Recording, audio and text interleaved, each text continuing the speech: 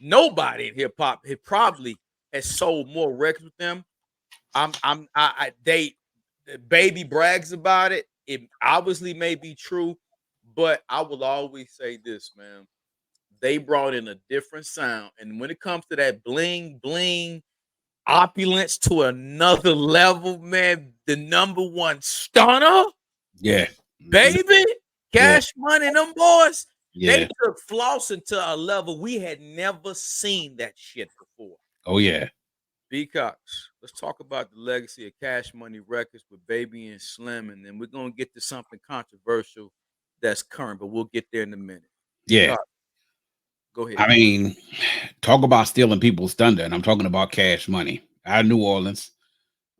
They're emerging nationally at the same time that really when P and No Limit on the midst, they burnt their heater run in Yes, sir. from 96 into 98, Yes, sir. right?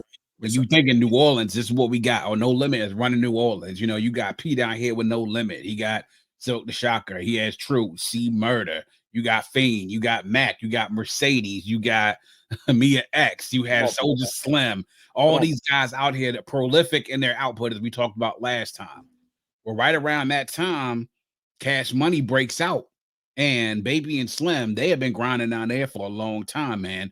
Businessmen, a lot like P. Now, they weren't hustling like P, you know, out the trunk like the way P was at West Coast back down in New Orleans and nothing. But what they did, like you said, planted their flag right down there in the Big Easy, and they locked things down.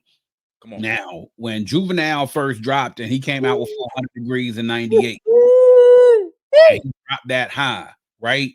That became an anthem for not just New Orleans and Magnolia and like that shit had everybody, even where I was from, man. And we are well in DC, man, we are partial to down south artists, but when that shit dropped, and then when you had to follow that up with Big Timers, and then eventually BG, and then we're introduced then to Turk, and then none other than Lil Wayne, Tunchi himself, Lil Wayne being introduced to this, and the Hot Boys putting out their project with Wayne being the baby of the group, literally at that time, dropping his debut album right there in 99.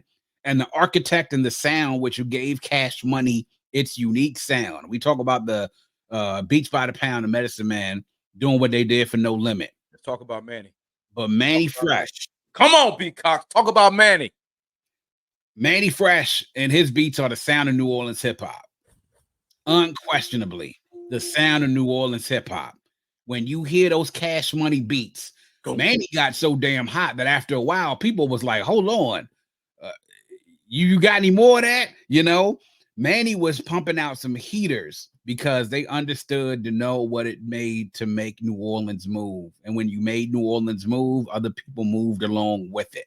Come on, so when you had these club bangers coming out and they pushing out this product that makes the streets move, makes the club move, make the ladies move, and make niggas want to get gangster, it was a perfect formula.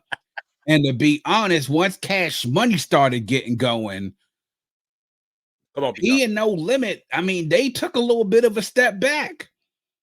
And if you were there in the moment, you'll understand and know what I'm saying. They didn't fall off completely, but when Cash Money stepped out, starting from 98 all the way heading into the new millennium, No Limit took a little bit of a back seat in New Orleans. You know, a lot of this is also based, you know, area-wise, different wards, who mess with who, but Cash Money, when they made that stamp, because this is right around the time I'm getting ready to finish up high school, man. Okay. Heading into college.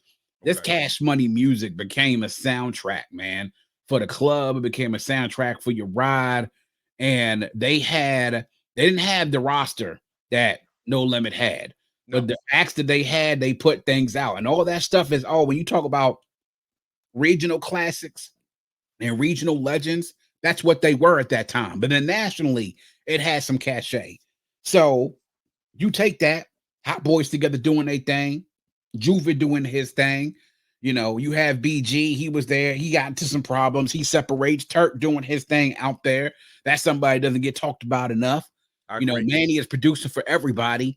And then on on the cusp here, you got this guy Wayne emerging that people see and know that there's something a little bit special about him and that something's gonna come eventually. He was just waiting for the right moment to be able to explode and do something.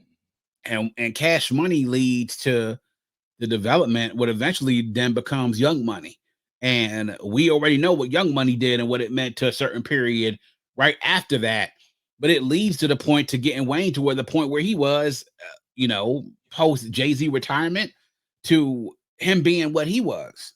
So the legacy and what Cash Money did, man, is that they took really the spotlight, I would say, even from No Limit and them, and really took the forefront in New Orleans, and they took it and ran with it.